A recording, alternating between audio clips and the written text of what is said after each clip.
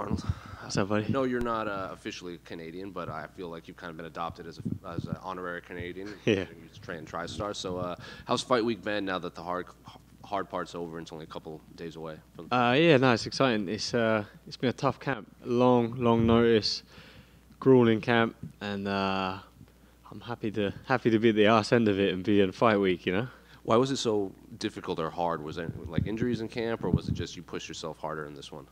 Just the style of the partners we were bringing in, adjustments we had to make, and even just it was a long notice. They give such a long notice. It was like 16 weeks, and I was like, okay, yeah, cool. But yeah, that's the main reason, and gives you a bit of time to do trial and error, try new techniques, bring in different partners, and we had some big dogs coming in trying to put it on me week in, week out, and it's a long time. Do you like these 16-week camps, or do you prefer it to be the 8 weeks? Because 16 weeks, I would imagine, is tough on your body. 8's quite nice. 8's quite nice.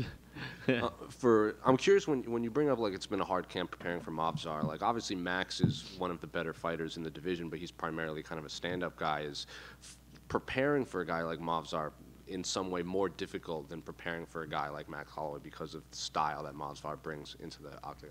No, not really. That camp was fucked up. I had some injuries, some bad shit, so it was rough. But yeah, no, this one's definitely been better. What do you make of Movsar's skill set in there? Because I know obviously he's been struggling to get big names, highly ranked guys. So even he says like, they haven't really seen what I can do against the best of the division. So what do you make of his skill set in there?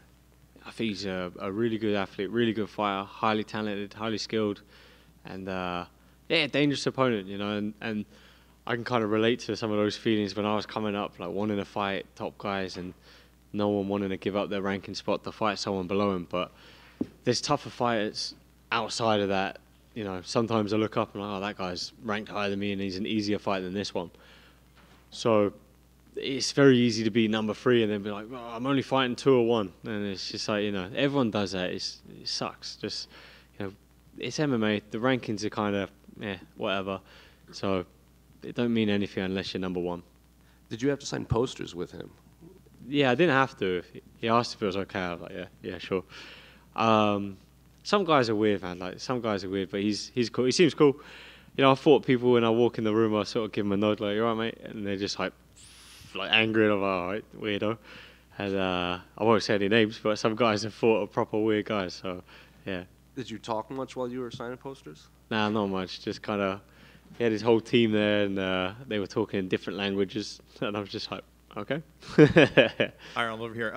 We talked about you've done a lot of training at Tristar. You've spent a lot of time in Canada. How does it feel to finally be fighting in Canada? Yeah, it's cool. Actually, before the car was announced, like someone said about them coming to Canada, I kind of assumed like, I came here in 2015 to start training at Tristar. And I've never been anything to do with any Canadian event. And I made a joke about it, like, oh, I definitely want to be on that one. And, yeah, now I'm on it. It's pretty cool. Yeah, pretty cool. Fighters talk all the time about how much they learn from taking a loss, something that you had not done in so long. Here we go. I've been asked this question about 50 times. Where was your head It's shit. Losing is shit. However you spin it, losing sucks. I get half my money. I missed out on a title fight. I would have probably made $1 million on pay-per-view. I'm fucking broke. My mother-in-law bought me some Gucci slides, which is pretty cool, for my birthday. I can't afford them myself. So then, is that one reason you kind of jumped to this Movsar fight? You said, well, this is my chance to just get right back in there and get that title fight, get that $1 million or however much you're going to get for it. Yeah. I don't care about the money. I'm joking about that, but yeah, I want to be world champion, and this is the fight I think puts me back into the title picture. After the Holloway fight, I was asking for Ortega because same thing I was saying earlier, like he was a fight I thought was easier than these guys down the line, and he was a higher ranked guy.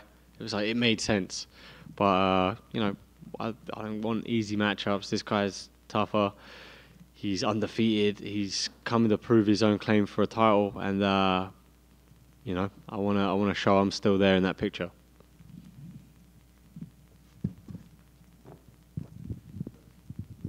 Arnold, right here. Sorry about that. Asked Movsar about your takedown defense earlier, and you haven't been taken down, I don't think, since 2018. He says, well, he hasn't, been tested. He hasn't been tested by anyone on his level. I mean, what are your thoughts of his wrestling, and do you feel you have faced someone, on his level?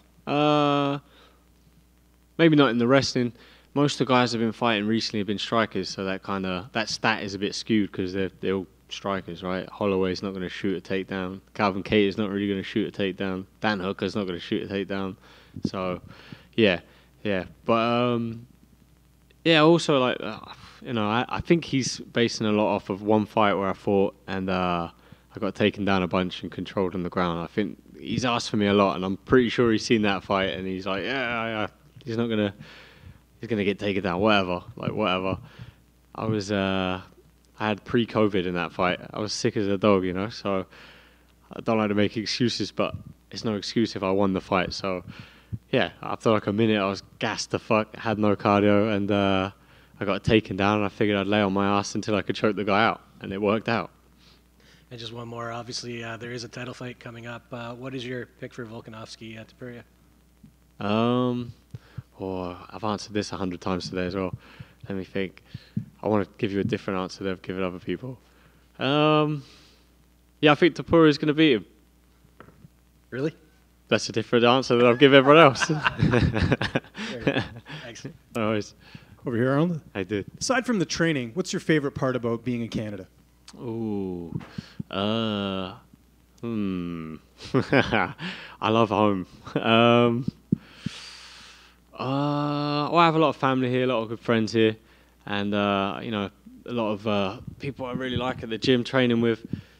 I do enjoy the winter. Like, it kind of brings a nice aspect to the training, like a little Rocky theme, When I first sort of got into the UFC and I got a little bit of money, I thought about going down to Miami to train, and I was just seeing people I know train there, sitting on the beaches and like living the dream, and I was just like, nah, like, that's not me. That's soft. I'm not doing that. So I come to Canada, and the concrete looks pretty shit. It's cold. The roads are crazy. There's potholes, and the French Canadians ain't the politest. But it's nice. I like it. It works. Have you gotten into hockey at all since you've trained in Canada? It's obviously pretty big. Yeah, no, I've actually been watching hockey, and in Montreal, the Habs, the goalie, his name is the same as my brother, Jake Allen, so it's actually kind of weird. You can get a Jake Allen jersey. But, oh no, wait, I'm a sellout now, though. I'm a Leafs fan. There you go. Good answer. Obviously, TriStar is sort of known for being one of the premier gyms, but I know there's obviously a lot of new people there training. Who do you get to work with over there? Like, who helped you prepare for this fight, as far as main training partners? Yeah, a lot of guys. We have, Movsar Evloev was coming in to help me. Ayman Zahabi was really helping me all the time. Louis Sanadakis, and he's a great training partner. So many guys. Mehdi, he's an Iranian wrestler, like good professional MMA fighter now. I think he's like 4-0, 5-0, but comes from Iran. He's a strong boy. He's a good wrestler, same weight. There's so many guys to name, but week in, week out, it's in the camp. It's trying to bring different guys in, the pressure, and having Faraz at the head of the ship, sort of running things. There's always new guys coming in, and if this guy's a bit fatigued, he brings someone else in, and then it was hell. I'm glad you brought up Louis. Are you surprised the UFC hasn't picked him up? Obviously, he's very talented. Pretty much everyone I talk to at TriStar just raves about him as a training partner. Yeah, I'd love to see him get his opportunity. Someone, he's so good. He's, through this camp, I train with him, and he always shows up, pushes the pace, whatever's needed, and he's a funny guy, a cool guy. Like, he definitely deserves an opportunity. I'd love to see him get it. And just last one for me. I don't know if you pay attention to this, but what are your thoughts on being the underdog in this fight, just considering who you fought and who you've been in the cage with? I don't care. Back here. So George St. Pierre, he did an interview this week, and he said that he's picking you to win by third round knockout. So how important has a guy like George been to you in your journey? Yeah, George was kind of the main reason I came to TriStar to train. I grew up watching GSP and idolized him in a way. And they said don't meet your heroes. So when I met George, he was actually even nicer in person. He's a bit of a quirky, funny guy, but he's awesome. And just when you get to train with someone like that, and he gives you some pointers, and it really sticks. Someone I consider the GOAT. Like, he's the best of all time for me. He's done it all, and even in his retirement, he's still a true martial artist. So he still trains more than a lot of guys that are competing. He's in great shape, and he's a good role model all around. Nice. And obviously, this is not England, but does this kind of feel like a home game for you? Yes and no. Like yes and no. It kind of is like a second home to me, but you know, I don't know if these guys perceive it that way for me. Arnold, sorry, one more thing. I know you might have your own title fight to worry about soon if everything goes well on Saturday, but I was curious for your thoughts on the middleweight main event between Strickland and Duplessis, if you have a pick there. I haven't actually thought about it too much, but you know, Drick has got a very awkward style. Looks like a big, strong boy. Strickland also has an awkward style too, very different. But yeah, I'm gonna go with Strickland. I think Strickland's gonna get the win there. I think he's gonna be able to put the pressure on him and keep it going. I think Strickland gets the win. Who made this merch for you? My missus.